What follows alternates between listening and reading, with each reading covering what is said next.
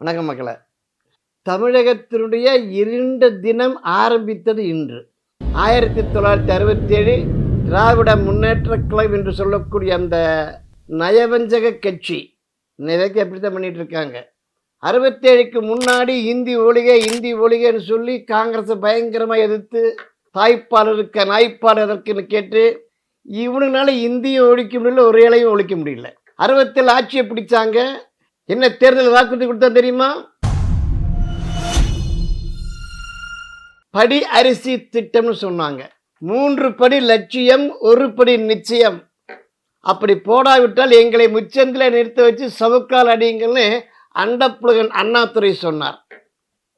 செஞ்சாங்களா? இதுவரைக்கும் கொடுக்கலையே. அப்போ அரிசி போடலன்னு தெரிஞ்சோன்னா அன்னைக்கே மக்கள் சவுக்கு எடுத்து அடிச்சிருந்தானா இன்னைக்கு இந்த திராவிட மாடல் ஆட்சிக்கு சாவு முனி அன்னைக்கே அடிச்சிருப்பாங்க.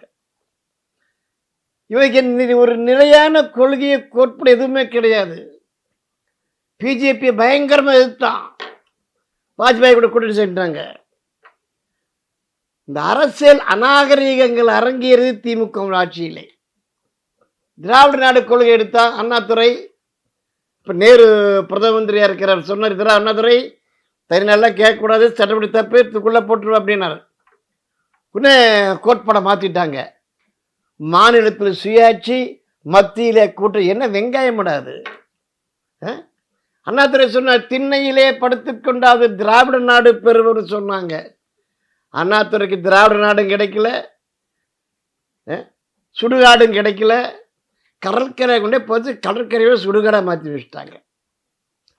எந்த தேர்தல் வாக்குறுதி சொன்னாலும் பொய்யான வாக்குறுதி சொல்லி அதை நம்ப வச்சு கழுத்தறுக்கல திமுக மாதிரி ஒரு கட்சி எதுவுமே கிடையாது. இன்னைக்கு டாடியும் சன்னு சொல்லட்டுமே, எல்லாரும் என்ன அப்பா என்று அழைக்கிறார்கள், கிழிக்கிறார்கள். அப்பாவை போட்டு அப்பாவை மகனும் சொல்லட்டுமே. நீட் தேர்வை ஒழிக்கக்கூடிய ரகசியம் என்ன சொல்லுங்கடா பார்க்கலாம். மக்களை ஏமாற்றக்கூடிய செயல்கள். ஆரம்ப காலத்திலிருந்தே அநாகரீக பேச்சுக்களை அரங்கேறியது திமுக ஆட்சி காலத்தில். மக்களை நல்லா ஞாபகம் வச்சுக்கணும். பெருந்தலைவர் காமராஜ் அவர் தான் இன்னைக்கு தமிழ்நாடு மாதிரி வச்சுருந்தார்.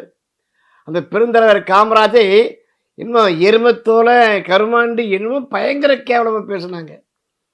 இந்திரா காந்தியை வெள்ளச்சீலக்காரி முண்டச்சின்னு பேசுனாங்க. அது மாத்திரமல்லைங்க, பண்டார நாயகாவோடு இந்திரா காந்தி பேச்சுவார்த்தைக்கு இலங்கைக்கு போயிருந்தார்.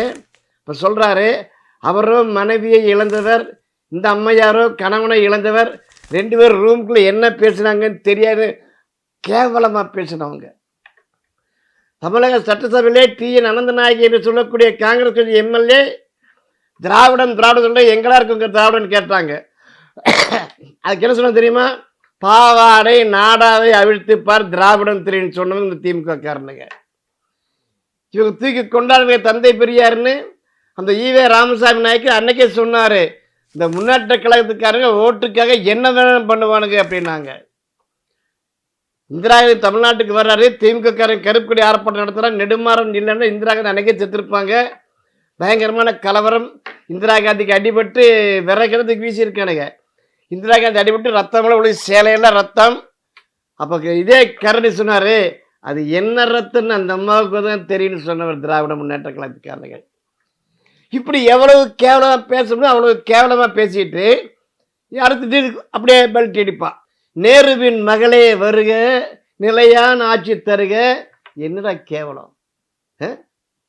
இந்த மாதிரி தமிழ்நாட்டுடைய தரமான அரசாங்கம் தரங்கட்டி போனது. அரசியல்கள் மேடை பேச்சுகள் அநாகரிகமாக போனது.